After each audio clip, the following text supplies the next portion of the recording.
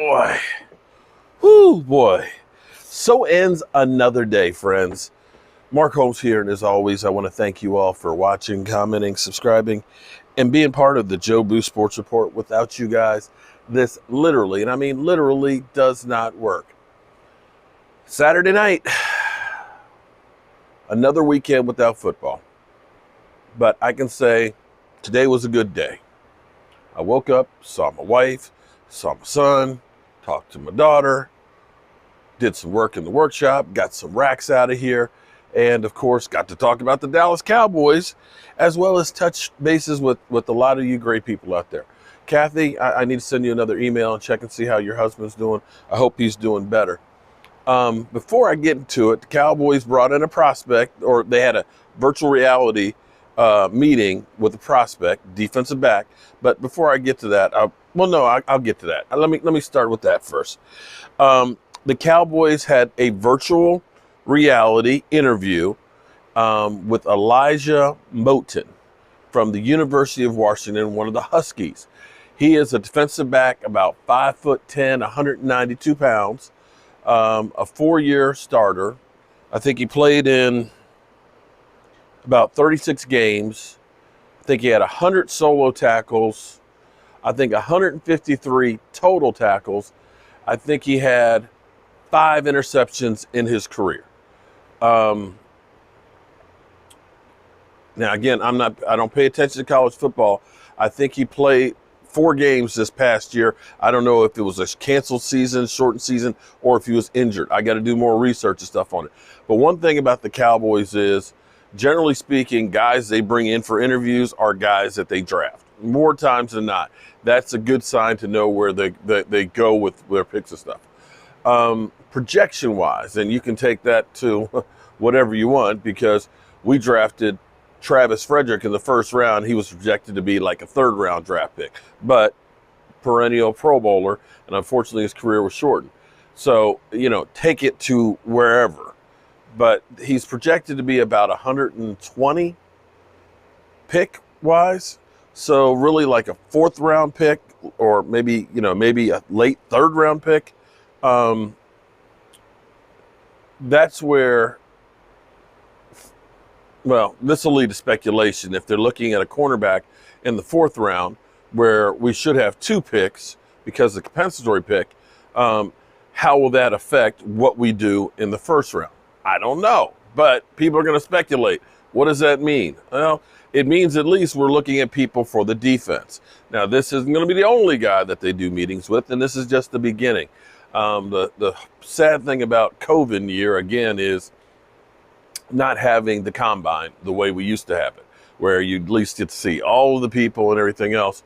But now these virtual reality meetings are going to mean a lot, because you don't have the opportunity of doing the meetings like you used to at the regular combine. There'll be regional workouts and regional physicals and things like that, where you're only allowed to send a few members of your staff. You can't have the whole entourage there like you did in Indianapolis, because, well, let's face it, this is COVID. At least this, to me, well, I guess we could look at it a couple ways. You could look at it and say, the Cowboys might not be able to work on the defense till way late, because they might be focusing in on getting a quarterback, because they might not sign Dak Prescott. That's a possibility. So it may be we're going to take our 1st and our 2nd and our 1st the following year and all that and try and move up. That could be one way you could look at it.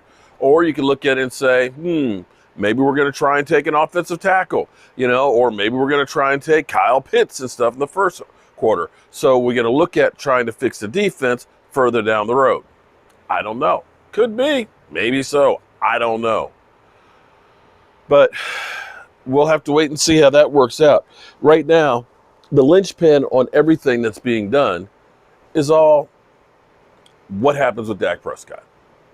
Do you end up getting Dak Prescott signed to a long-term deal and have some money in free agency and go through and bring a player or 2 in?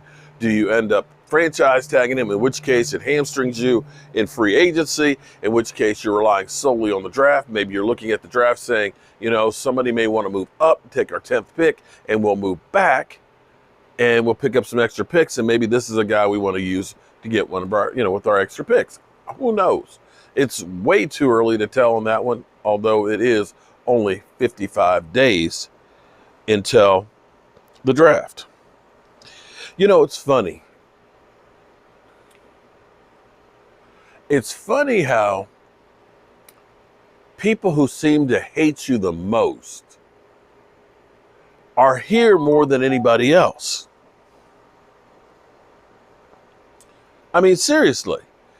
I was talking about Skip Bayless and understanding that Skip Bayless, his thing is not about bringing you facts. His thing is about pissing you off and getting you to watch to get a reaction. To get you mad enough that you share it with other people and say, can you believe this asshole? You know, it doesn't matter. To be famous, you can be famous for being a dick, or you can be famous for being a great person. And it seems like when you're a dick, that more people actually pay attention because you piss them off. And that's exactly what Skip Bayless is doing. And I was actually working in my workshop because, you know, these hands are all I got. And working on, you know, a really nice project. And it's amazing how the people come out and tell you, you'll never be like Skip Bayless, or, you know, he's professional and all that. But it's funny because what I was talking about was how Skip Bayless gets people to watch. And you may not like me, but you damn sure love to watch and hate me though, don't you? So I guess in essence, I'm doing the same thing that Skip Bayless is doing, with the exception of I'm not a dick. I'm actually doing things that some people like. And it's when you hear a bunch of assholes that are like that just want to try and bring you down, that I get a email. It always seems that just kind of raises you up. My man Cali Cowboy sent me an email. I'm not going to read all of it to you and things, but you know, like he's been a Cowboy fan since the 70s, so he's up there like me as well. So I like old school Cowboy fans like me that have seen a lot of great times with the Dallas Cowboys as opposed to the last 25 years. But he started watching. He's got to be one of the originals, because he said he started on YouTube in 2015 and found my channel in 2016. 2016, it's so funny. I did a video about Dak Prescott being the perfect quarterback for the Cowboys right after the Senior Bowl in 2016. I think that video had like 200 views of it at the time. It was on my channel that got deleted. At that time, I think I had a couple hundred subscribers to my channel. I did most of my stuff on Facebook. Nobody watched on YouTube. They just didn't.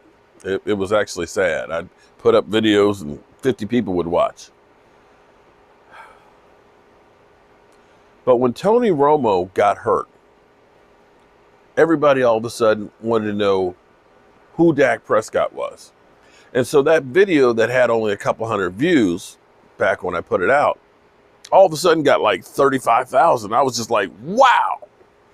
And that year, 2016, I remember because I hit my first 1,000 subscribers on my birthday, October 10th.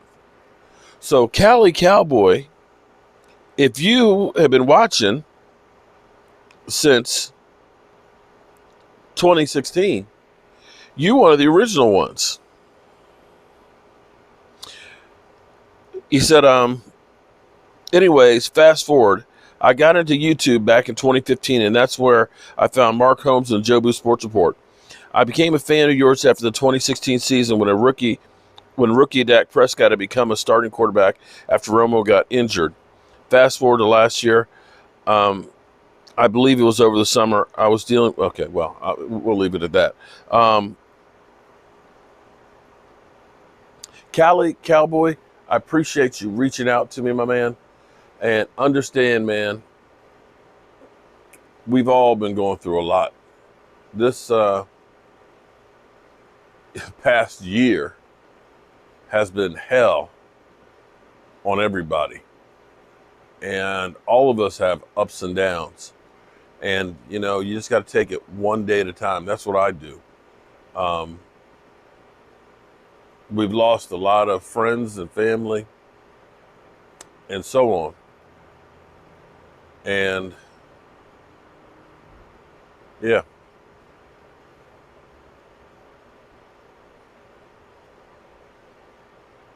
it's been tough for everybody. But you have to be thankful that you're still here, that we're still here, and that we have others that are here that love us too. That's what helps me get through the day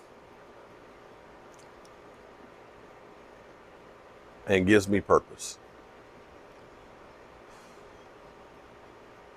I hope all of you guys have a great night. I appreciate each and every one of you, and I hope for better days for all of us. We'll see who's next for the Cowboys to interview. I'm Mark Holmes, and well, it's time to turn out the lights. This party's over.